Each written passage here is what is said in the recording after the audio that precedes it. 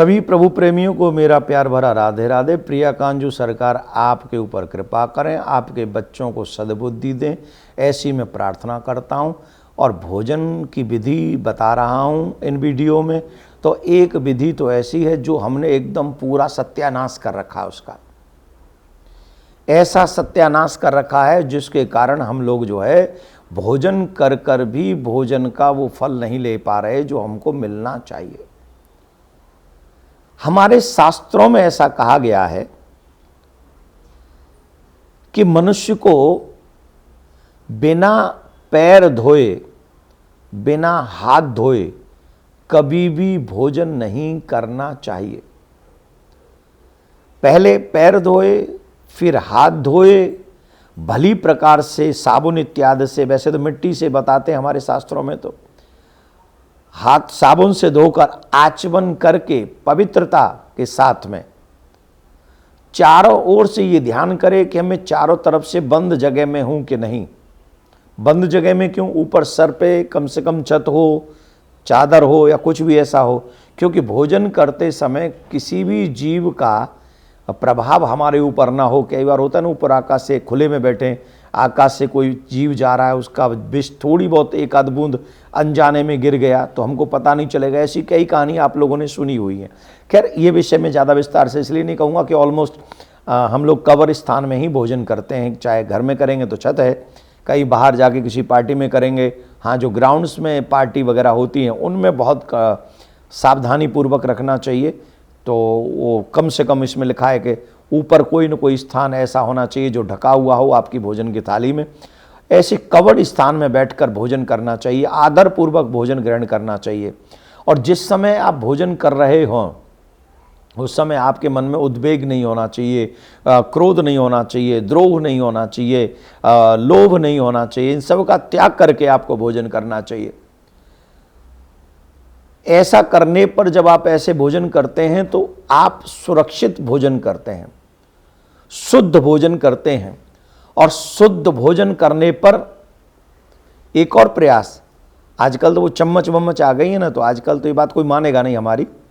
जैसे हम भात खाते हैं तो उसमें इनमें से एक आध उंगली छोड़नी नहीं चाहिए, अंगूठा भी नहीं छोड़ना चाहिए। दाल में दाल भात मिक्स करके प्रयास करना चाहिए ऐसे पूरा उठा के मुंह में डालें। ये पूरे पांचों इस्तेमाल होने चाहिए आपके भोजन में। एक और बात बता दें, जितना ग्रास तुम्हारे मुंह में न जाए उससे बड़ा ग्रास नहीं लेना चाहिए। आराम से जितना ग्रास आपके मुंह में जा सके उतना ही ग्रास आपको लेना चाहिए। और फिर पांचों उंगलियों का इस्तेमाल भात का और सब्जी के समय करना चाहिए। ऐसे भोजन करने वाला मनुष्य जो होता है वो दीर्घ आयु को प्राप्त होता है और हमेशा विवेकवान बना रहता है और सुरक्षित भी रहता है।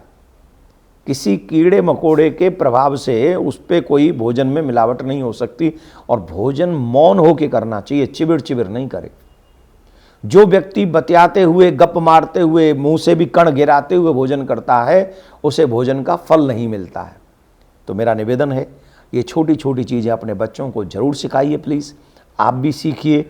जब हमको कोई अच्छी बात सीखने को मिले तो लर्न करनी चाहिए। और मैं अपने आप से नहीं बता रहा हूँ, ये सब शास्त्रों में लिखा हुआ है। और जहाँ शास्त्रों में लिखा हुआ है वही मैं आप सबको बताने का प्रयास कर रहा हूँ। तो एक और बात बताएं, भोजन की क्वांटिटी कितनी होनी चाहिए? हमारे यहाँ 4 आश्रम हैं, ब्रह्मचर्य, गृहस्थ, वानप्रस्थ और सन्यास।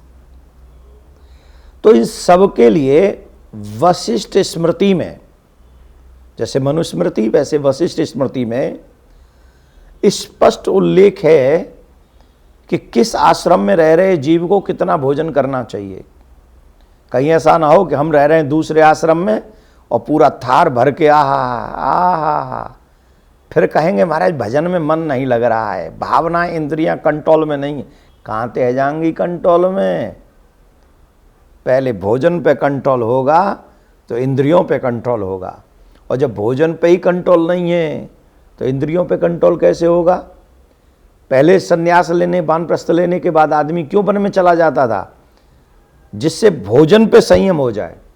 अब सुनिए, कौन से आश्रम में रहने वाले, और देखो भैया कोई हमसे मत लड़ना, ये हम नहीं कह रहे हैं, वशिष्ठ जी ने लिखा है, लड़ना हो तो वशिष्ठ जी के पास जाना, हम तो उनका मैसेज दे रहे हैं, और हम ठहरे गृहस्थी तो हमारे लिए कितना है वो हम बता देते हैं।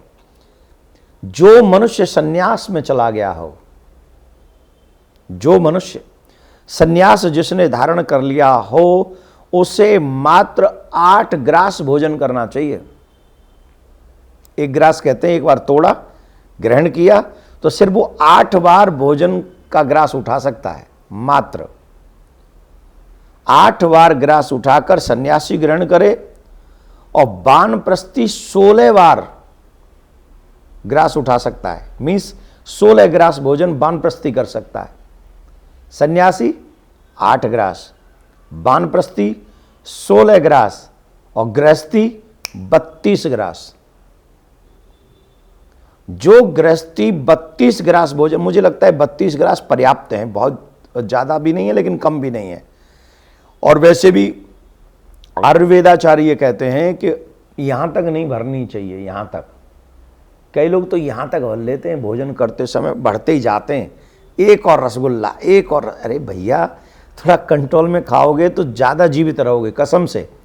इतना मत खाओ कि डकार आ जाए, थोड़ा सा खाली रखोगे, जीवित रहोगे। तो गृहस्थी को 32 ग्रास भोजन करना चाहिए, और ब्रह्मचारी के लिए ग्रासों की कोई सीमा नहीं बताई है, क्योंकि वो बाल्यकाल में है। बाल्यकाल के कारण ब्रह्मचर्य जो ब्रह्मचर्य आश्रम में है ना, तो वो बाल्यकाल में है, तो बच्चे को शायद देखते हुए ब्रह्मचर्य के आश्रम में कोई मर्यादा नहीं, पर इन 3 में मर्यादा रखी है वशिष्ठ ऋषि ने। 8 सन्यासी, 16 वानप्रस्थी और 32 ग्रास गृहस्थी भोजन करेगा तो आरोग्य को प्राप्त करेगा और अपने गोल को भी प्राप्त करेगा। कुछ लर्न कर सकें तो जरूर कीजिएगा।